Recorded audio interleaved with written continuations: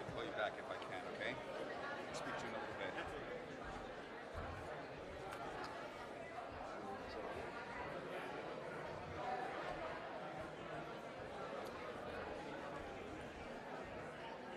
Please figure out breaking here. No hats? This is hatless? This is hatless? Rabbi Friedman is wearing a hat or not. You choose. Look at I that. dish the jacket more than the hat. With hat or without hat? You can do as you wish. You're always with a hat, so you're born with a hat, it seems. I was. Actually, really hot up here.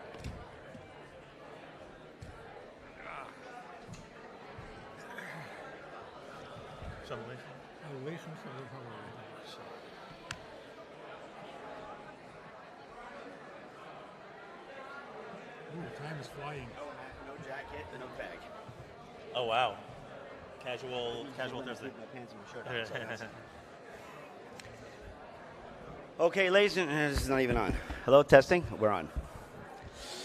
All right, ladies and gentlemen, I want to welcome everybody to the world famous Crossfire. If I can ask you to please come in and find a seat ASAP because we're on a very tight time frame. And if I run over, Rabbi Epstein threatened me that I'm going to miss dinner. So please find your seats. Got a few other people coming in. We're ready to start literally in about 20 seconds. There are a few seats available. There's one over here, and there are none anywhere else. Okay, well, maybe we can get some more chairs. All right, we are privileged to have in our midst three illustrious rabbis, great orators, peripatetic scholars, and all the rest of the adjectives that go along with that. That would be Rabbi Manis Friedman, Rabbi Schochet, Rabbi Pinchas Taylor, who will be sitting here today as our panelists. Give him a round of applause. We give him a bigger round of applause when we're done. The way the Crossfire works, the rules and regulations. I'll ask a question to one of the particular rabbis. I have 60 seconds to answer it. There's actually a timer here. And as you know, most rabbis are not verbose whatsoever, so there should not be a problem. Rabbis? I brought my own watch. That's what I'm saying. And he's on English time. At the conclusion of the questions that were submitted somewhere before the retreat began, if there's time, I'm going to take some questions from the audience. In the event we do have time to do that, I'll ask you to please make sure that you enunciate your question clearly and loudly. With that, first question, Rabbi Manis Friedman. The Torah requires us to live every single Jew, but there's a guy I know with a terrible personality and massive character defects I just can't stand. I know that guy. What am I supposed to do? The clock is running. To really love people means you feel connected, whether it feels good or it feels bad. So the fact that this is your fellow Jew and you have to put up with him, that's real love. Okay, well, bearing that in mind, Rabbi Schochet, what happens if it's the finest Wait, Jewish just before- anti-Semite you met? Just before you carry on, does he get those extra seconds on credit? Oh, you want to buy his time? No, he should have But you those should extra add more? seconds on credit for the next time. Okay, I will figure that out. Don't You worry, do that's that. not usually a problem. But now that I mentioned it, What's that? what would you like to add to what Rabbi Friedman said, since he had extra 30 seconds? I think it's you I love. It's only your guts I can't stand. Rabbi Taylor, do you have any problem with someone's guts? I don't. You don't? Well, You know, we okay. hate the sin, not the sinner. That's always the bottom line, right? There you go. Hate to sin, not to sinner. Thank you. All right, Rabbi Schochet, that was very good. And since you're next, as God is not time-bound and thus is in the future just as he is in the present, from his perspective, all my future choices have already been made. As such, can I really do anything other than what is destined for me? Yes. Good. By definition. If I look into a crystal ball and I know that you're going to walk out of this room and you're going to trip on your way out over some ice cream, the fact that I know that you're going to do that doesn't essentially make you do that. It's still your choice to walk out of the room, make that right turn, and ultimately walk in the direction of that ice cream. So God's foreknowledge doesn't impede on my actual free choice. That's number one. Number two, what is predetermined essentially is that I'm going to start at point A and I'm going to end up at point B. But anyone can walk out of this room at the end of the retreat and choose how they're going to go home, whether by plane, whether by foot, whether taking the longer scenic route or the shorter route or whatever it is. And every single route you choose to take is going to have its own particular benefits or consequences, as it were. So what is predetermined is your starting point of A and your end result of B. How you choose to go from A to B is in your own hands. And finally, ultimately, there are many dispositions as they are associated with every personality. I can be Yitzchak Shochet A up above, Yitzchak Shochet B up above, and Yitzchak Shochet C up above. And depending in accordance with which particular I choose to act, God has already a predetermined end result. So I can act in accordance with Yitzchak Shochet A, and God has a predetermined end result. But say, for example, through Teshuvah, or through Tefillah, or through Tzedakah, I now become Yitzchak Shochet C, which has an altogether different predetermined end result. But the choice from A to C is still my choice. Thank you. Rabbi Friedman, would that be to the extent of going for triples in the buffet line tonight? What? The freedom of choice thing. Oh, Can I really stop myself? Well, look, the question is only a question if you assume that God made a plan and then gave you freedom of choice. That would be a problem, because his plan is infallible, so how could you still have freedom of choice? But what if he first looks to see what your freedom of choice is, what choices you make, and then based on your choices, he makes his plan? Then there's no problem at all. On the contrary, it's a huge compliment. God's vast eternal plan is based on the choices we are going to make. So if I choose to go to the right, God makes a plan for that. If I choose to go to the left, God makes a plan for that. So what happens above in God's plan comes from my choice. That was perfect. 60 seconds on, that was God's plan. 60 seconds on the nose. I'm very impressed, Rabbi Friedman. All right, Rabbi Taylor, my rabbi advised me to go slowly and take baby steps on my path toward becoming Torah observant. Does this mean that I officially have permission not to keep a mitzvah until I am ready for it? So it's interesting that when Jacob, our forefather, had his famous dream of a ladder going into the heavens and angels going up and down, the commentary is right over there that the word ladder that's used, the ladder going into the heaven, has the same numeric value in Hebrew as the word for Sinai. Sulam, ladder, and Sinai have the exact same numeric value. So our connection with God through Torah observance is like a ladder, taking small practical steps at the same time. There was a really interesting little cartoon that was going around that I saw where there's a guy on the left who is way up high on the ladder. He has little small steps and he's able to climb to the top. And the guy on the right who has these large steps in between, and he's trying to jump to the first step and he can't get to it. And the guy with the small steps is much higher. What your rabbi is telling you is not that it's okay to sin. He's telling if you don't take small steps, your ladder is not going to take you anywhere. Thank you, Rabbi Taylor. Rabbi Manis Friedman, my teenage son prefers watching the ball game over joining our Shabbat meal. What should I do? I guess it depends which team he's watching, right? Is that... Rabbi Friedman. Admit that you would also be rather watching and go join him. Yeah, I plead the 5th, 6th, and 7th.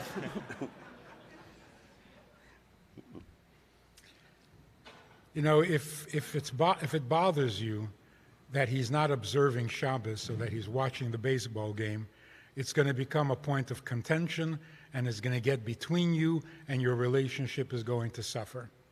If, on the other hand, you really miss him, you would much rather have him sitting with you because you like his company, because you want to be close, I doubt that's going to cause any problems. So the motivation here is crucial. Are you being critical of his non-observance, or are you being a father who likes his son's company? But what should you do? I beg to differ on that. There's a value at stake here. Can we reset the clock? Rabbi Schochet took a mulligan. No, you can keep it going. That was just my counter to what Rabbi Friedman just said. You don't want to buy the whole mulligan. Your question was, what should you do? Regardless of the motive, do you let the kid just do what he wants to do, or are there certain absolute values that should never be compromised? To my mind, if something remains negotiable with you, then it will invariably remain always eminently negotiable with that child as well. If certain things are absolutes with you and you convey that to your child with the same conviction as you would say to the child, don't run into the road, then those things remain absolutes with the child as they grow older as well. Thank you, Rabbi Taylor. Do you beg to differ with Rabbi Schochet at all? I was thinking about dinner, actually. Okay, good. Bearing that in mind, Rabbi Schochet, next question. In Ethics of Our Father, it says, quote, such is the way of Torah, bread with salt you shall eat, water in small measure you shall drink, and upon the ground you shall sleep. Live a life of deprivation and toil in Torah. So are we all supposed to be strict ascetics? This retreat sure doesn't seem to follow those rules. I'm actually reminded of a story about a woman who made her way to Tibet, a Jewish lady, and huge line to go see the Dalai Lama, and she blagged her way all the way through. I just want to see him. I just want 3 words. And they said, okay. They led her to the front of the line. Please, let me go in. Just 3 words. They said, okay. They let her in. She's finally in the inner sanctum, and they say to remember just 3 words, and she says, just 3 words. She goes over to him, and he says, Jaime, come home. The point is that we don't believe in asceticism in Judaism whatsoever. I think what the Mishnah is looking to convey is about having balance. In other words, at the end of the day, do not go after your material pursuits at the expense of spiritual aspirations. So you need to have balance between what you're going to be eating, pursuing, living, against what you're also going to have to prioritize in your life, and that is obviously your essential spiritual learning, growth, and development. And I say to you that we are now in the summer.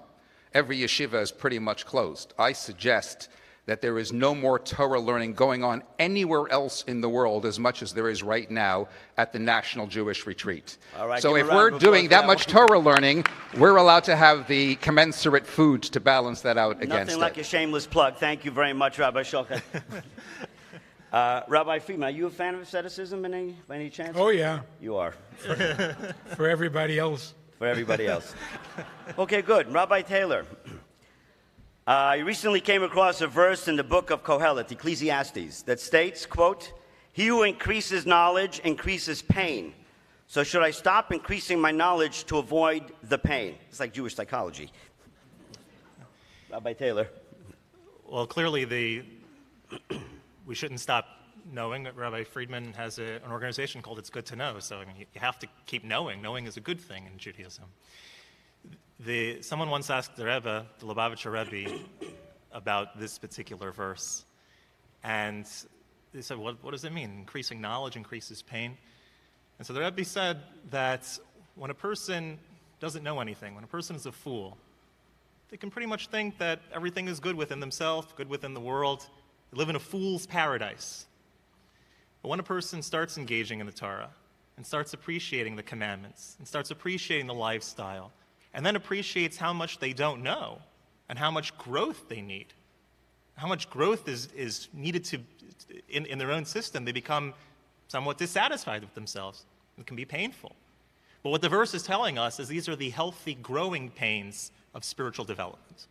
Thank you, Rabbi Taylor. Wow, under 60 seconds. That was very good. Rabbi Friedman, what is so special about being called up for an aliyah? Other than to pledge your life savings, stuff like that. Actually, the beauty of it is being called up to an aliyah can be seen 2 ways. Either you are elevated by being called to the Torah, or you get to elevate the Torah by making the bracha over it and reading from it.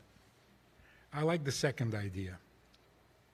The Torah becomes Torah when you study it, when you make a bracha over it, when you commit yourself to it. So an aliyah means you have the opportunity to elevate the Torah. And that's huge. Rabbi Taylor, did you want to add something? We're playing this one safe. Okay, that's good. Rabbi Schochet, I learned that when it comes to charity, we're allowed and even supposed to test God to see if he'll reward us with riches for fulfilling this mitzvah. So does every Jew who gives charity become rich? It sure doesn't seem that way to me. In a word, yes.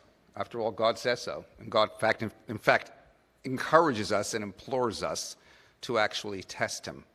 What is it, that story about, and I shared this morning, the girl who's so spoiled with everything she has in life, and then she goes to a rabbi and she says, Rabbi, I'm spoiled once again. Both Chaim and Moshe love me. Which one do you think I'm going to marry? Who's going to be the lucky one? And the rabbi replied, Moshe is going to marry you. Chaim is going to be the lucky one.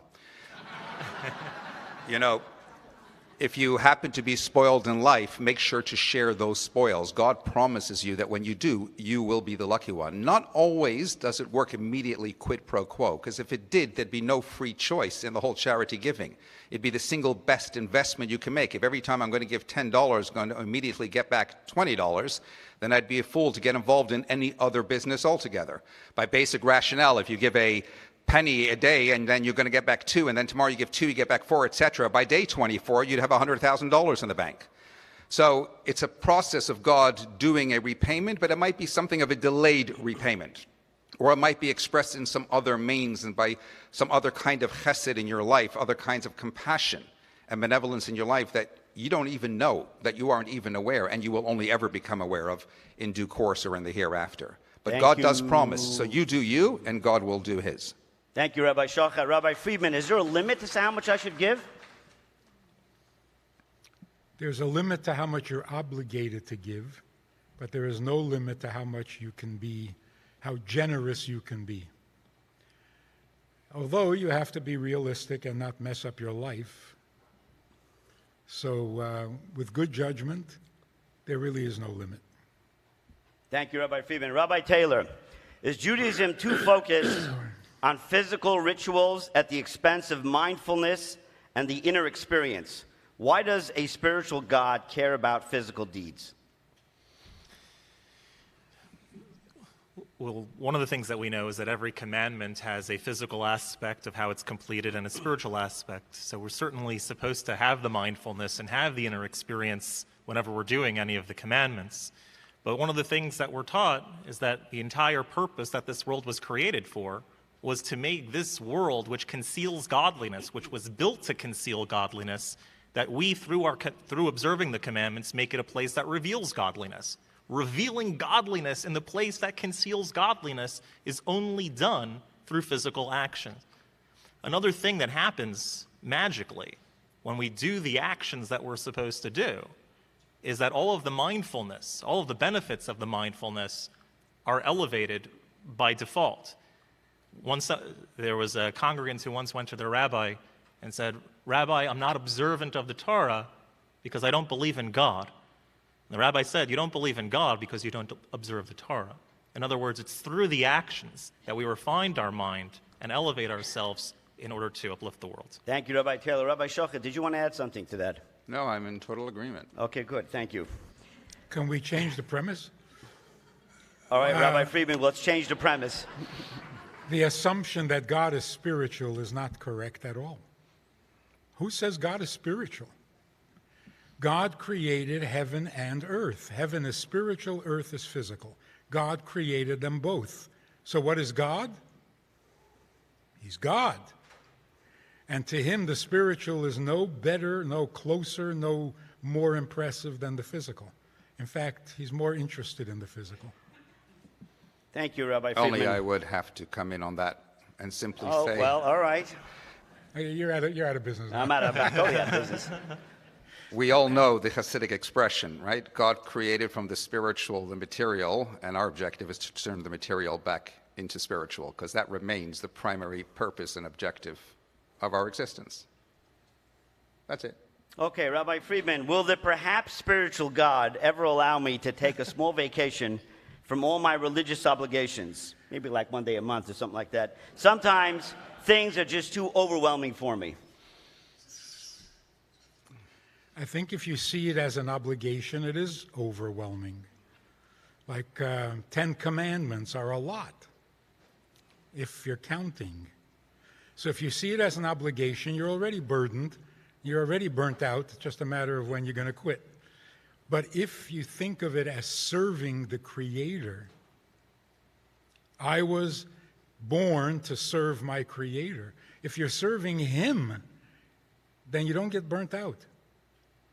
It's only if you take it as your own burden, your own obligation, your own destiny, You know, am I going to go to heaven? Am I going to go to hell? That becomes very burdensome and you can get burnt out. But not if you're serving him. If you're serving him, it is always joyful. Ivdu es Hashem is always besimcha. I'm going to go out on a limb over here. Rabbi Friedman, have you ever felt burnt out? Yes. Got really quiet in the room now. You know what I'm saying? That awkward quietness. Yeah. We won't ask for any further details. It's not Sunday, and confession is not until Sunday. Unless you want to offer. I mean, that's up to you. When you start to adopt the obligation as yours, and this is a project about you, the you will wear you down. But if it's about him, he doesn't get tired, you don't get tired. It's all upwards and onwards, and it gives you strength, it doesn't drain you. So if you're feeling drained, it's because you've taken it too much on a personal level, it's too much about yourself, and that can be very heavy. Thank you. Rabbi Schochet, with all the death, illness, and economic dislocation that the recent COVID pandemic wrought in its wake, it seems like the world has taken a giant step away from the Messianic era. As a result, I find it hard to still believe that we are on the cusp of redemption. What say you? What say I? Actually, I mean, the idea of suffering doesn't equal that we are now further away from the Messianic redemption. On the contrary, as Chazal, our sages, tell us, sometimes when you are in that darkest pit, that's when God says, cry out and I will be there to redeem you. The darkest point of night is just before dawn. So when we're undergoing such extreme turmoil, then if anything, that is a reflection of the fact that there is some greater light that beckons beyond. I mean, I have a theory. My theory is that we know the Talmud tells us that the temple was destroyed on account of baseless hatred, and we'd been in exile for 2,000 years since. But frankly, I think we've been fixing it. With the Rebbe, with Chabad, there's been so much more Avas Yisrael that's been generated, more Jews being engaged, etc., etc. So this pandemic, that's what we would call Maisa Satan. That's the Yetzer Hara, the evil inclination, coming to create quite literal isolation. If he couldn't anymore generate or engender the hatred, as it were, so he would isolate everybody from each other. We all had to be locked into our own rooms, our own enclaves, wherever it is besides, but separated from one another. But a mistake he made, and a big one, because the kind of chesed that was being demonstrated throughout the course of COVID, the kindness, the compassion, the way people exerted themselves to care and reach out for other people, kind of exceeded all of expectation to a point where he was suddenly almost really out of a job. And here we are, on the cusp of Mashiach. We've actually come out of COVID. But the question is, now what?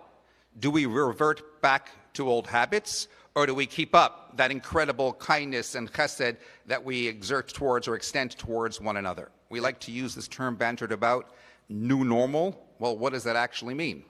We're looking to step into that new normal. When Mashiach comes, it'll be the world running as it was, the Rambam tells us, normal, but it'll be new normal. We can make it happen. It's about to happen. All right. What does Judaism say about becoming a millionaire or a billionaire? Other than highly recommended, but I mean... Yeah, it is highly recommended. There's nothing inherently immoral about becoming a millionaire or a billionaire. You're not a moral person when you have $999,999 in the bank, and as soon as you cross the threshold into millions, you're all of a sudden immoral. What God is more concerned about is what we do with the money. Rabbi Yehuda Hanassi, the compiler of the Mishnah, was a very wealthy man, and the Talmud says there's discussion that he would honor wealthy people, would show them honor. Now, if he's wealthy himself, it's not like he was trying to kiss up to them to get a nice donation for a nice yeshiva.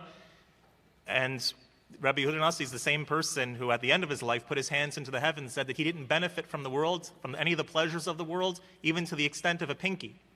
So if he wasn't interested in the money, and he wasn't interested in what money could buy, the pleasures associated with it, why was he honoring wealthy people? And so he said, the reason that's explained is that when a person gets wealth, when God decides that this person is going to have more money, that God has entrusted them with a larger mission. They have more resources to do their mission. And so the fact that God trusts them with such a mission, this Rabbi Yehuda Hanassi felt was worthy of giving honor to. Thank you, Rabbi Taylor. To the new But billionaire in Chabad. What if you can be a billionaire? What if you can be a billionaire and you settle for being a millionaire? Is that a sin? Is that a rhetorical question or a statement? It's a rhetorical question. Of course it's a sin. Rabbi Schochet? I You want to absolutely translate concur. this into pounds, or you got the dollars and it doesn't matter? The pound is in der at the moment Oh, anyway, okay. but that's beside the point. What Rabbi Friedman just said is absolutely so. God has an allocated amount that's predetermined for us to be able to achieve and aspire to. If you're not getting the billion that you are able to achieve, then that means that you're doing something wrong along the way to be able to necessarily receive that bracha, whether it's in the context of tzedakah or whatever else. So you go after what you can do. But remember, God blesses you in all that you do. You have to do what you have to do. But remember that ultimately it's still God's blessing. Birchas Hashem hi ta'ashir. It's God's blessing that makes you wealthy. Acknowledge that, recognize that, and reap the dividends. Thank you, Rabbi Schochet. Rabbi Friedman, why do rabbis get involved in medical questions and dilemmas? Shouldn't such matters be left exclusively for doctors and medical experts to decide? Oh, that was in the good old days when medicine worked and everybody knew what they were doing.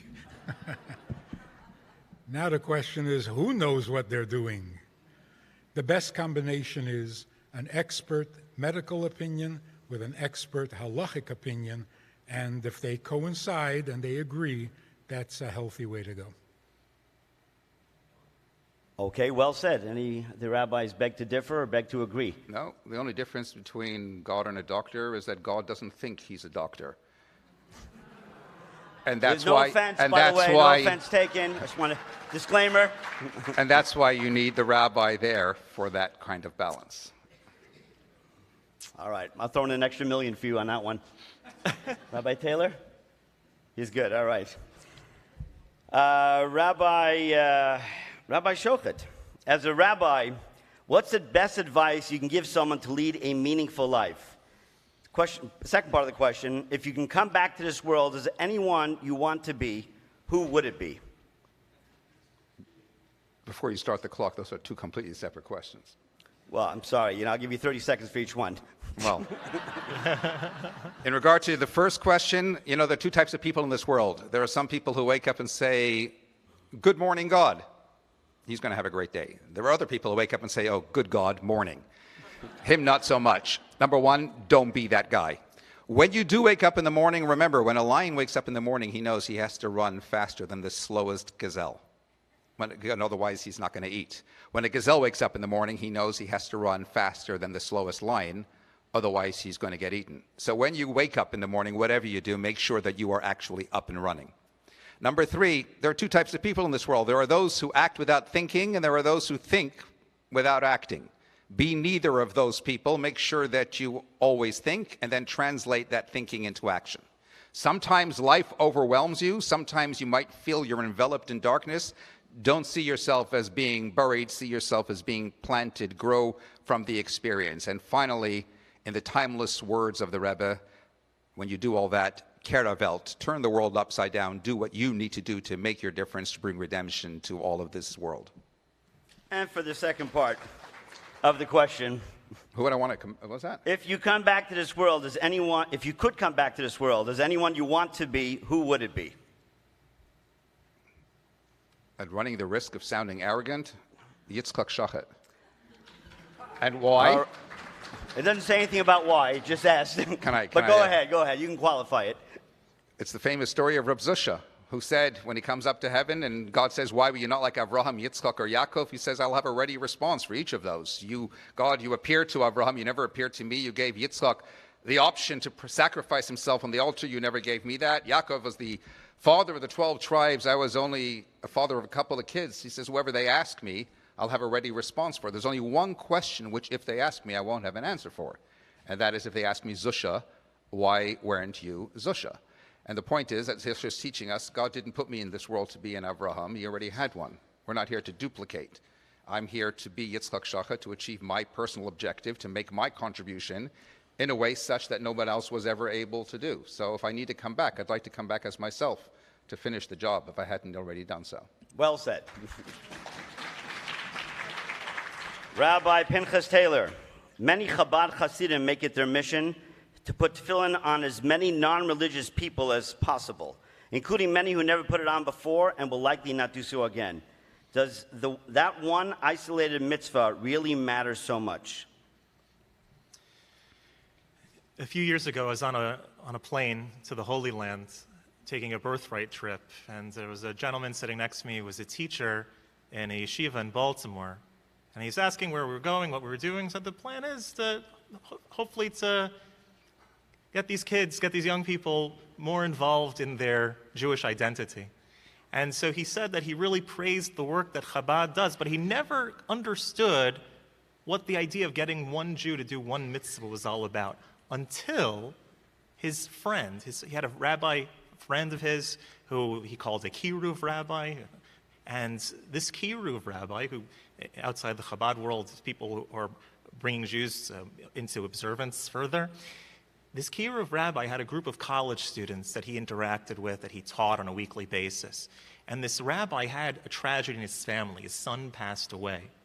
And so what the students decided that they were going to do was they were going to spend one Shabbos, keep one whole Shabbos in honor of the son. They're going to do this one mitzvah in honor of his son. And so this rabbi I was sitting next to asked his friend, the kiruv rabbi, that's a really beautiful thing that all these students were going to keep one Shabbos. But tell me, what's really the value of just one Shabbos, right? Last week, they were in the clubs. Most likely, next week, they're going to be in the clubs doing whatever they were doing. What's the value of just one Shabbos?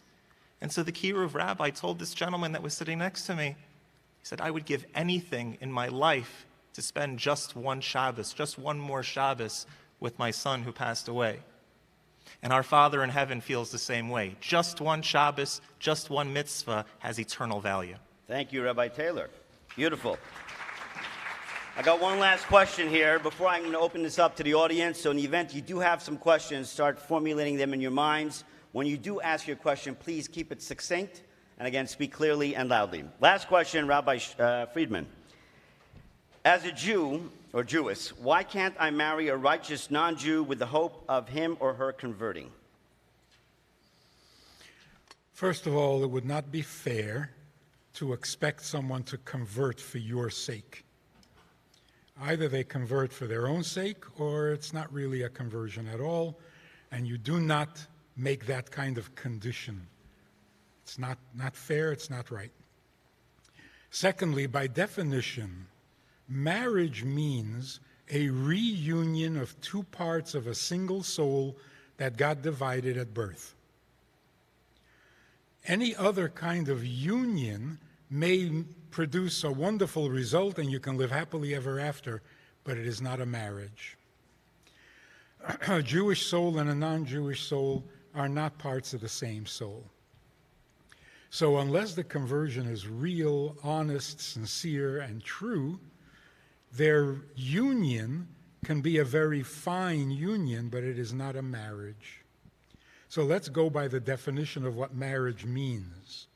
The reunion, two parts of a soul that got separated at birth, who rediscover each other and become reunited. So either it's a real conversion, and this is a Jewish soul, which is a part of your soul, and you are reuniting, or it's not a marriage. Rabbi Schochet, you look like you were getting ready to say something. No, I was just reading your mind. Wholeheartedly agree with what Rabbi Friedman You think just that's said. the sole answer, Soulmates. what he said? I mean, is there something else you want to add? Other than because I know that these questions have a tendency of being sensitive, and lest somebody misconstrue the brilliance of what Rabbi Friedman just said. Just to emphasize, if somebody has already converted properly in accordance with halacha, they are absolutely Jewish, and they are the appropriate soulmate for whoever marries them. So that's perfectly okay, acceptable, Sustained. and endorsed. Thank you very much. All right, we're going to open this up now to the audience. We got a question right here. If you bring your microphone. So my question is, tzaddik or schmuck?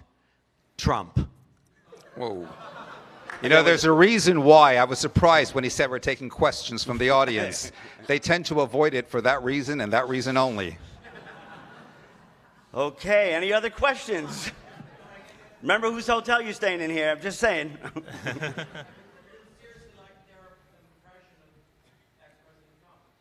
I don't know if they want to get into a political statement. I'll leave that to the rabbi's decision. I live in the UK. He has no and problem. I'm Canadian. Say whatever you want to I'm hear. okay.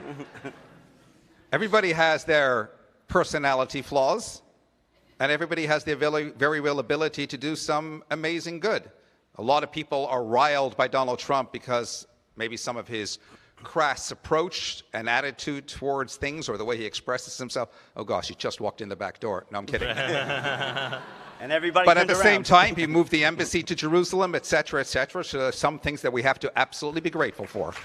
All right, thank you very much, Rabbi Schochet. The brave one from the British Empire. Please go ahead. Okay, if somebody has lost, let's say, 3 spouses in their lifetime, which would be very sad, and then there is a resurrection, do they all of a sudden have 3 spouses? Oy vey. Rabbi Friedman, go ahead. No, they don't have 3 spouses. They do have 3 soulmates. Now they can marry whichever one they want. There you go. That's going to be fun. We got some questions here to my left. The real question is if those 3 all really want to go back to him, right? Thank you, rabbis, for holding this. Given the fact that we reject science as a belief system because of its necessary falsifiable hypotheses based on theories, based on axiomatic truths that are arbitrary, why do rabbis find it fit when using logical proofs and scientific proofs for Judaism to understand like certain laws or things that we hold? Dr. Taylor? What did he say? He wants me to translate it in English. Basically, given that science is a bunch of theories and stuff, and we reject it as a system of beliefs, why is it that rabbis see fit to use science and scientific proofs when we're talking about Judaism and things that we're supposed to do? Dr. Taylor, you still here? Who says that we reject science? But there's a paradox in your question, because you talked about science, and then you said rabbis reject it as a belief. As a belief system. As a belief system. As like against God. But there's the God. point. Science as a science or science as a belief. Belief system, by its very definition, implies that you accept it as absolute value. It's not a belief system. We have a principle, chochma bagoyim tamin, which means when there's intellect and there's intellectual prowess that is even offered outside of Judaism, yes, you can embrace it. You can wholeheartedly embrace it to further endorse something that, or a point that you want to actually make. But when there might be a direct conflict between the theories of scientific theory and fundamental Jewish beliefs, well, then I'll hold this up to scrutiny on the basis of belief, and I'll hold this up to scrutiny and determine if it stands or otherwise falls, and then I'll embrace the belief over the fallacy of this which doesn't stand up to scrutiny. Thank you. Dr. Taylor, do you concur? Yeah, just maybe to add another point, that we like to think of science sometimes as being this sort of objective reality without the backdrop that science and the way that science is given over and related also comes with it certain trends and certain backdrop belief systems. So you have someone like Isaac Newton, who everyone agrees is a pillar of science, who was a strong believer in God. Just because there's a group of people nowadays, let's say, that assumes naturalism and that God is excluded from the equation of what can be considered viable information, doesn't mean that becomes the science. We're working with a different backdrop that shouldn't necessarily be included in our. Thank you, Rabbis Taylor and Schochet. Next question, please. Hi. So earlier we talked about how if we don't reach our potential, it's sinful. Like we gave the example of if you're a millionaire, you're able to become a billionaire. If you don't reach for that billion, it's a sin. So my question is, how do we know that we have that potential in the first place? Because after all, for example, reaching that millionaire status is in and of itself, pretty impressive. So how do we know if we even have the potential to go past that? Rabbi Friedman, please go ahead. Well, don't limit yourself. We don't know until we've tried, and we don't know until it's over. So to put a limit on it is unnecessary and not correct. Somebody once asked me, I'm getting very rich and I'm afraid. Should I stop? There's no need to be afraid. It's all divinely orchestrated. And if you can be richer, then you should be. If you can know more, then you should know more. If you can do more, you should do more. If you can love more, you should love more. And you don't put a limit on it and say, I'm afraid to go beyond this point. Thank you, Rabbi Friedman. Next question, please. So I see that it feels like about maybe half of people that I've had in my classes have divorced parents. So my question is, especially if you have divorced parents, why should you get married? Other than misery loves company, Rabbi Friedman, do you have something to add? It is such an amazing thing. People get married. And nobody can claim, or very few people can claim, that they had a wonderful role model in their parents' marriage. And yet we get married.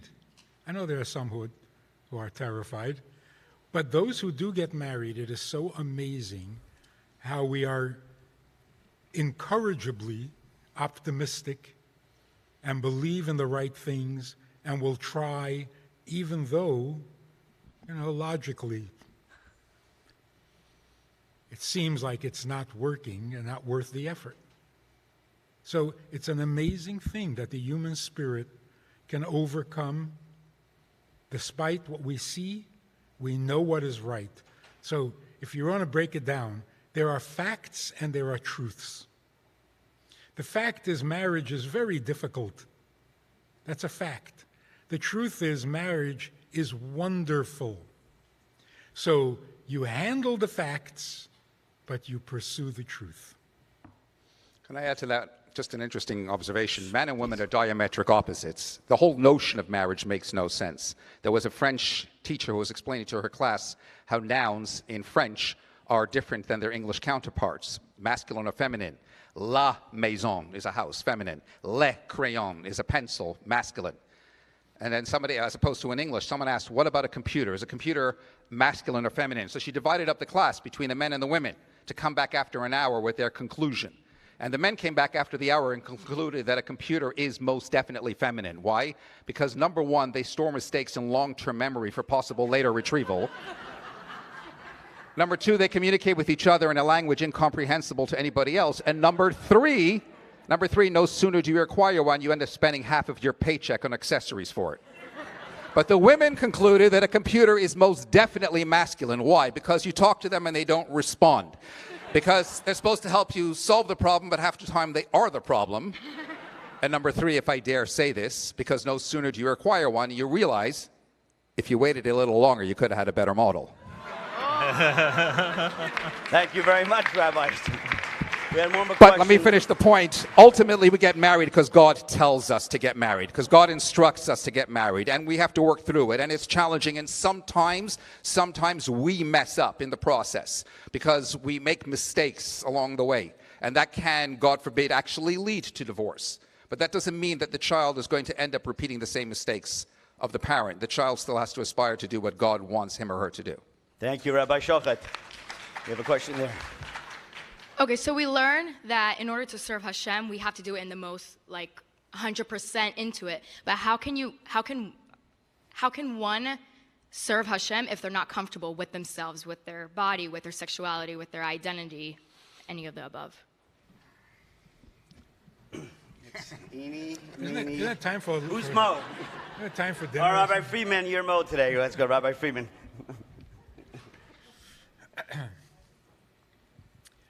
It's an incredible thing that our capacity to serve has actually grown and increased, not decreased, as a result of Corona and the lockdowns and all of these things have made us more available to serving rather than less available, because it really has brought home the message, it's not about me.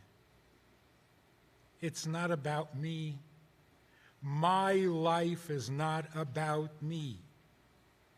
My life is not for me. That's a terrible mistake that we make, and we suffer for it. And that could lead to wondering, am I the right gender? Am I the wrong gender? Why am I this way? Why am I that way? If we serve God, and we are so ready to do that, then whatever we are, if it serves His purpose, I'm fine with it. I'm flexible. I'm Jewish. Do I have to be Jewish? Couldn't I be born non-Jewish? And if I was born non-Jewish, I would say, do I have to be non-Jewish? I am what I am for a good reason. And I accept it, because what do I care? I'm here to serve. That would save us from so much agony and so much grief, and it would make God so much happier. Thank you, Rabbi Friedman. We got time for like 2 more questions. In the back. I can't see. This is like, like a TV set. I can't see anybody out here. What would the rabbi say is the best spiritual lesson we could take from the entire COVID experience, from the original diagnosis, the fear, the panic, the shelter in place? What's the best? Everything is a lesson in the service of Hashem. What's the best lesson we could take from that whole experience? Rabbi Taylor, go ahead. Thank you. I'd relate it a little bit to what Rabbi Schochet had mentioned a little bit earlier about the coming of Mashiach. Everything that God creates in this world says that He made it zeh l'umat zeh, one thing opposite the other. That means that when something is happening that is perceived as real bad, worldwide terrorism, coronavirus, whatever it is, when things are openly appearing to be negative, that maybe not as apparent, but there's good stuff brewing, because the way that God made the world is zeh l'umat zeh. As much negativity as there were in the world, there's equally amounts of positivity and good things happening. So although it was a terrible pandemic, and we're very thankful that we are through it, we should all know that behind the scenes there is also good stuff brewing, and we are moving in the direction of our destiny. Thank you, Rabbi Taylor. We had some questions. Who has the microphone? Oh, okay, go ahead. Okay, We'll so move to the center section next. along with what with Rabbi Friedman was saying about marrying a Jew instead of a non-Jew, weren't Jews weren't Christians, Catholics, everybody else all Jews at one point, and then when Jesus came, He started a new religion? Rabbi Schochet? No, I mean, it is true. He started, or not even him. He didn't start the new religion. The Gospels, who came later, misconstrued a lot of whatever happened and created the new religion. Let's make that perfectly clear. But in reality, there were the descendants of Abraham, Yitzchak, and Yaakov. God stipulated, Ki b'Yitzchak yikari l'chazara. Abraham had 2 sons, Yitzchak and Yishmael. So Yitzchak is through whom God was going to declare His chosen people. Not to denigrate Yishmael, but they were not essentially part of God's chosen people, not the Jewish people. Then from Yitzchak there came Yaakov and Esav. So from Yishmael came the whole Arab nation. From Esav came the Romans, ultimately what you might describe as Catholicism, etc. But there was Yaakov, and from Yaakov the 12 tribes, and we all descend from those 12 tribes. So it's never the case that everybody was Jewish. What is the case is that we were all Israelites, if you will, and we were Jewish in the certain sense of being the offspring of Abraham, Yitzchak, and Yaakov. But when we all stood at Sinai, we were effectively all, at that moment in time, converted into Judaism. So the religion, Judaism, came into being at the giving of the Torah at Sinai, where God then gave us the mandate of how to conduct our lives as His chosen people. Thank you, Rabbi Schochet. We got time for one last question. I think in the back we got a mic. Yeah, thank you, rabbis. After you pull away the layers of societal stigma and government regulations, what's Judaism's true view on the usage of psychedelics? especially natural psychedelics like magic mushrooms, for the I'm use all in of favor, transcendence. personally speaking. I mean, no. Okay, Rabbi Friedman, go ahead. Can I go back to the question of the virus? I was going to do that anyway. There's a difference between a virus and a bacteria. There's good bacteria and there's bad bacteria. You want to get rid of the bad, you don't want to get rid of the good bacteria. That's dangerous. Viruses don't come in two forms. They're all bad. There is no good virus. And that's because a bacteria is a living thing, a living entity, Organism. good or bad. But a virus has no life at all. It's a parasite. It is not alive. It steals life from what is alive. That is a perfect description of the three conditions in the world. There is holiness. There is the neutral stuff that can go good or bad, like a kosher piece of cake. It can go bad, especially the third one. Or it can be good. You celebrate a holiday, you celebrate Shabbos with a piece of cake, beautiful, becomes holy. Then there is what is forbidden.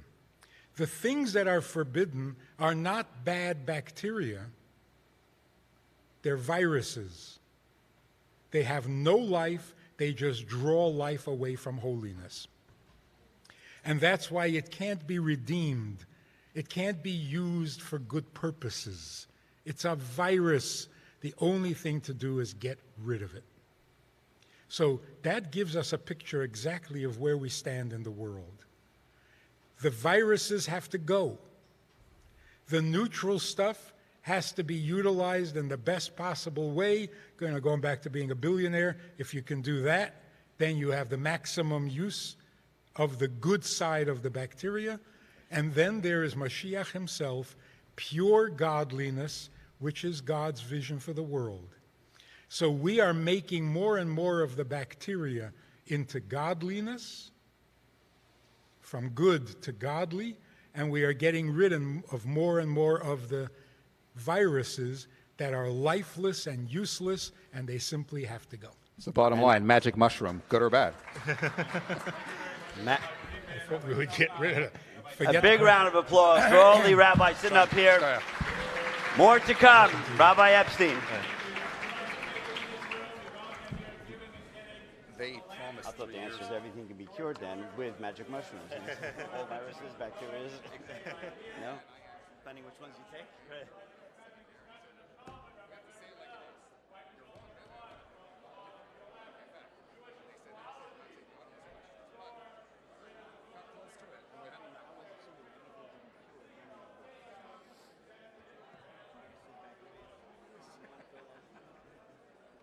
Schochet.